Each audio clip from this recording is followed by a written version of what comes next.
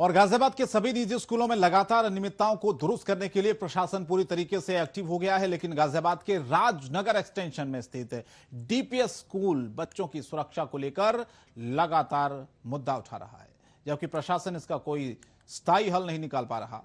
दरअसल डीपीएस की तरफ से आने वाली रोड के बीच में एक खेत का टुकड़ा पड़ता है।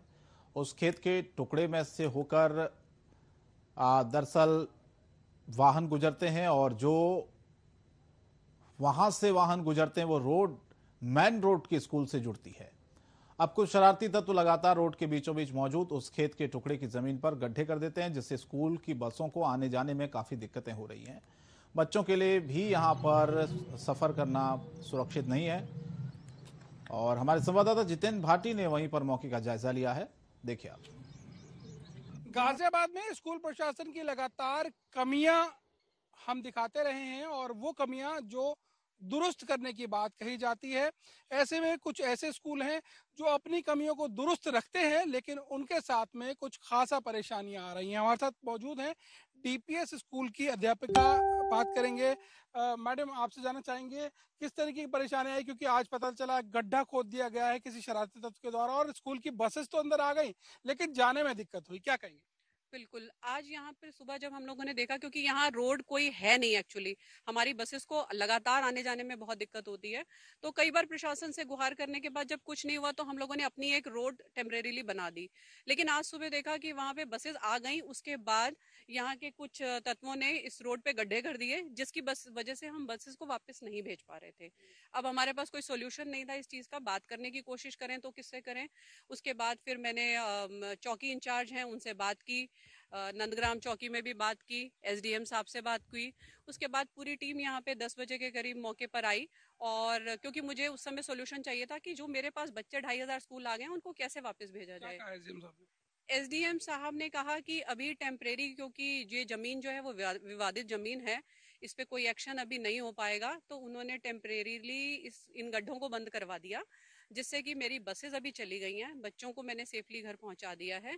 उसके बाद इस मैटर पे अभी परमानेंट सोल्यूशन मुझे इस चीज का कोई मिला नहीं है।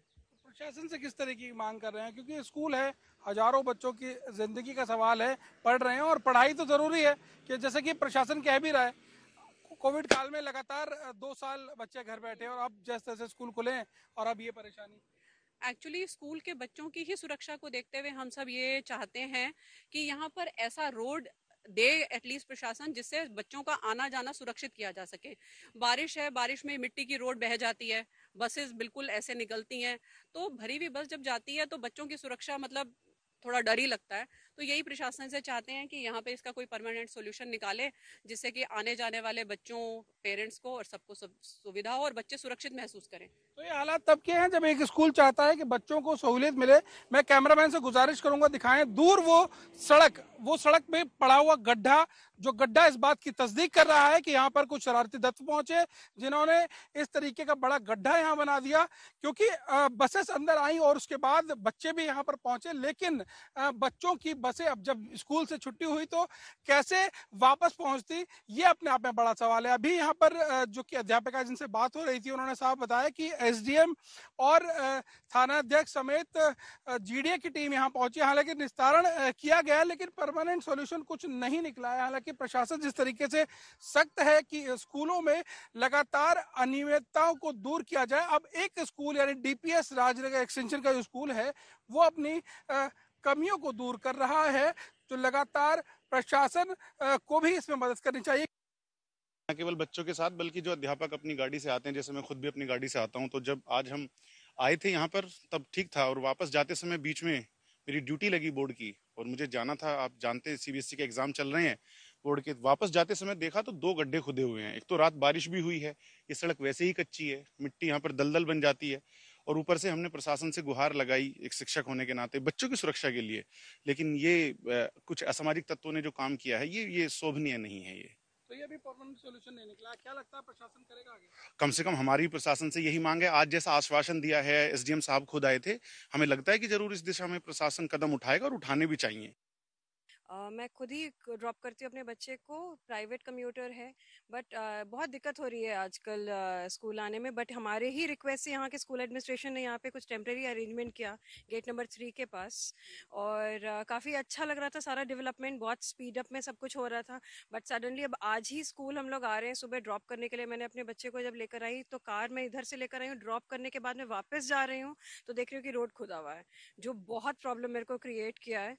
अल्टीमेटली मेरे को फ़ोन करना पड़ा, कोई सोल्यूशन नहीं था क्योंकि एक रोड से बसेस आ रही थी, मैं वापस यू टर्न वहाँ से नहीं ले सकती थी। I had to call my husband.